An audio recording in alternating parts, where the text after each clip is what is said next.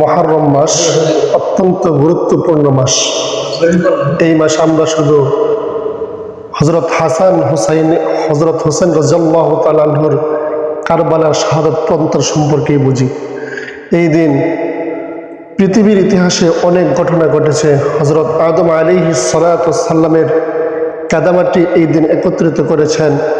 হযরত ইদ্রিস আলাইহিস সালাতু ওয়াস সালাম আল্লাহ তাআলার দরবারে দোয়া করে, হে আল্লাহ, আপনি মৃত্যু দান করবেন, মৃত্যুর কষ্ট কত কঠিন, আপনার জাহান্নাম বড় ভয়ঙ্কর, জাহান্নাম যদি আমি দেখতে পারতাম, জান্নাত বড় আরামের জায়গা, যদি আরামটা আমি জানতে পারতাম, দেখতে পারতাম।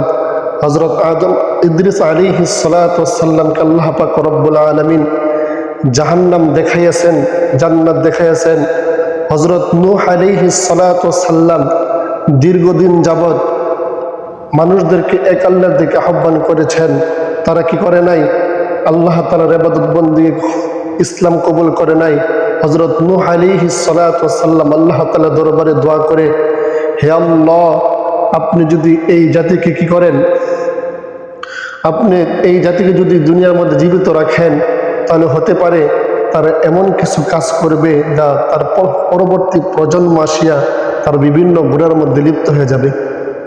এরকমভাবে হযরত মূসা আলাইহিস সালাতু ওয়াস সালাম ফেরাউনকে দাওয়াত দেওয়া শুরু করে।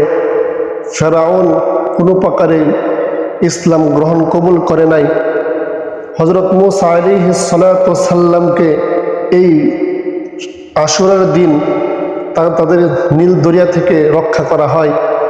এরকমভাবে রাসূলুল্লাহ সাল্লাল্লাহু আলাইহি সাল্লাম যখন মদিনায় গেলেন, মদিনায় যাইয়া জিজ্ঞাসা করে, দেখে মদিনার ইহুদিরা এই দিন রোজা রাখে। রাসূলুল্লাহ সাল্লাল্লাহু আলাইহি সাল্লাম জিজ্ঞাসা করে, কি ব্যাপার, এই দিনকে তারা কি জন্য রোজা রাখে?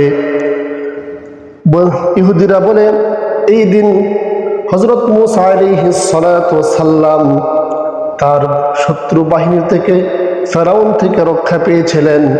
এই শুকরিয়া আদায় করি, সেজন্য আমরা কি করি? এই দিন রোজা রাখি।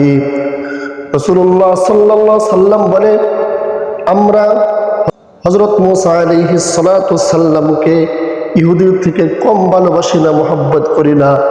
আমরাও কি করব? এই দিন রোজা রাখবো। এই জন্য একটানা রাসূলুল্লাহ সাল্লাল্লাহু আলাইহি সাল্লাম বলে, তোমরা কি করবা? দুইটা রোজা রাখবা। কোনো ব্যক্তি যদি মুহররমের মাসে দুইটা রোজা রাখে, আল্লাহ পাক রব্বুল আলামিন তার আগের 1 বছরের গুনাহ এবং পাছনের 1 বছরের গুনাহ মাফ করে দেন। এই জন্য আমরা কি করব? এই দিন রোজা রাখব এবং এই দিন আমরা খাবারের ভালো ব্যবস্থা করব। হাদিসের মধ্যে আসছে, কোনো ব্যক্তি যদি এই দিন ভালো খাবারের ব্যবস্থা করা হয়, তার পরিবার পরিজনকে ভালো খাবার খাওয়ায়, আল্লাহ পাক রব্বুল আলামিন সারা বৎসর তার রিজিকের মধ্যে বরকত দান করবেন এবং ভালো খাবারের আয়োজন করবেন। আমরা সকলে কি করব? এই জন্য আমাদের পরিবার পরিজনের জন্য ভালো খাবারের জন্য আয়োজন করব। আল্লাহ তাআলা আমাদের সকলকে কবুল ও মঞ্জুর করুন।